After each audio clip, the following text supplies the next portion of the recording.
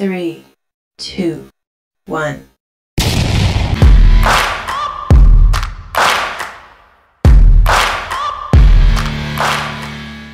Good day po sa inyong lahat mga Kabags TV, at ngayong araw po ay nandito po tayo ngayon sa may New Lower Bicutan, Taguig City sa may car repair shop, at kasama po natin itong ating sasakyan na Toyota Corolla Altis, at ipapagawa po natin itong ating kanyang rear shock kasi nagkaroon na po ito ng problema at meron pong tumataga sa kanya na langis at kailangan po natin itong pagawa para po sa ating kaligtasan mga bags. At kung bago ka pa lang po sa aking channel ay subscribe ka na and click the notification bell for more upcoming videos. At ito po pinapakita ko po sa inyo yung kanyang itsura.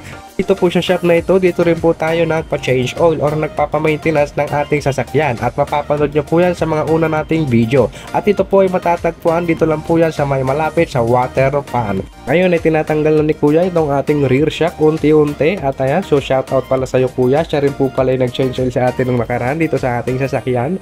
At heto yung ating gulong, syempre palagi po natin yung gagawin na nakalagay po or nakakalang yung gulong doon sa ilalim na sasakyan. Ginagawa po yan para po sa karagdagan kaligtasan ng ating mga mekaniko, para yung ating mga kalang or kalso dito sa ating sasakyan, kagaya po ng makikita ninyo, kung dudulas mo po yan ay meron pong isa pang kakalso, yun po yung ating gulong mga bags. Kung gusto nyo po na mag-DIY, ito pong ating video ay pwede nyo pong maging guide para magkaroon po kayo ng step by step kung paano po gagawin sa inyong mga sasakyan.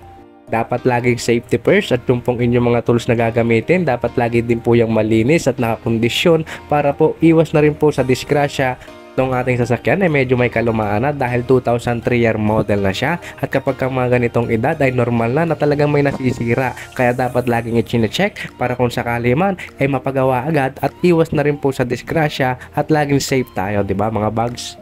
At balik na po tayo dito sa ating video mga bags, at ngayon naman po ay natanggal na ni Kuya yung ating rear shock dito sa likuran ng ating sasakyan. At kung napansin nyo po kanina, dun po sa may maliit na bilog na yan, dyan po nakalagay yung ating itaas na bahagi ng ating rear shock.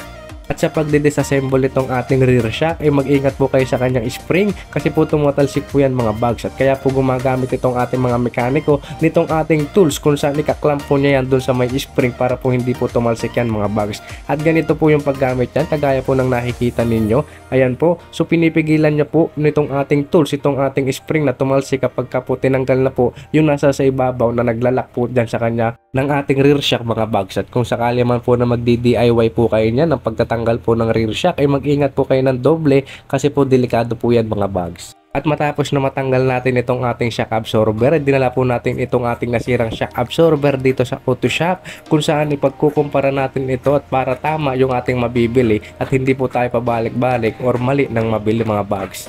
Tips ko lang po pala sa inyo mga Kabags TV, kung sakali man po na masira kayo ng shock absorber, mas maganda po na dalhin ninyo po yung inyo po nasira ng shock absorber sa store na pagbibilhan ninyo, para hindi po kayo maging hassle kung sakali man po na hindi po tama yung inyong mabibili, kasi po ipagkukumpara po nila yan para po sure na mabibili nyo po ay tama at madadalhin nyo pa uwi. Ayun talaga nga saktong-sakto or aangkop dun sa inyong sasakyan mga Kabags TV.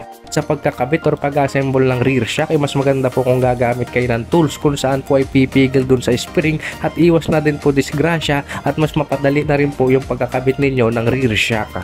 Sa lahat po pala sa inyo na sumusuporta sa akin channel ay lubos po ako na nagpapasalamat sa inyo, at kung bago ka pa lang po sa akin channel ay subscribe ka na and click the notification bell for more upcoming videos. Ngayon ay natapos na ni Kuya ang pag-assemble itong ating rear shock, at ilalagay na po yan dito sa ating sasakyan mga Kabags TV. Kung paano tinanggal ay ganun lang din po ibabalik itong ating rear shock dito sa ating sasakyan. At ngayon naman po hinihigpitan na ni Kuya itong ating tornilyo para talagang mag-secure yan dito sa ating sasakyan. Matapos na mahigpitan ni Kuya ang mga tornilyo dito sa may bandang itaas ng rear shock ay dito naman po siya sa may ibaba. At ayan po, hinihigpit na rin po ni Kuya dito sa may loob na sasakyan sa may bandang likuran mga Kabags TV. At ngayon ay binabalik na rin Kuya itong ating gulong dito sa ating sasakyan. Sa paglalagay po ng tornilyo at sa paghihigpit niyan mga Kabags TV, mas maganda po na ang gagawin ninyo ay pa-alternate. Matapos ang ilang minuto ay nagawa na nga ni Kuya itong ating rear shock ng ating sasakyan mga Kabags TV. Ngayon ang ginagawa na lang niya ay hinihigpitan ng mga tornilyo nitong gulong para magamit na natin itong ating sasakyan.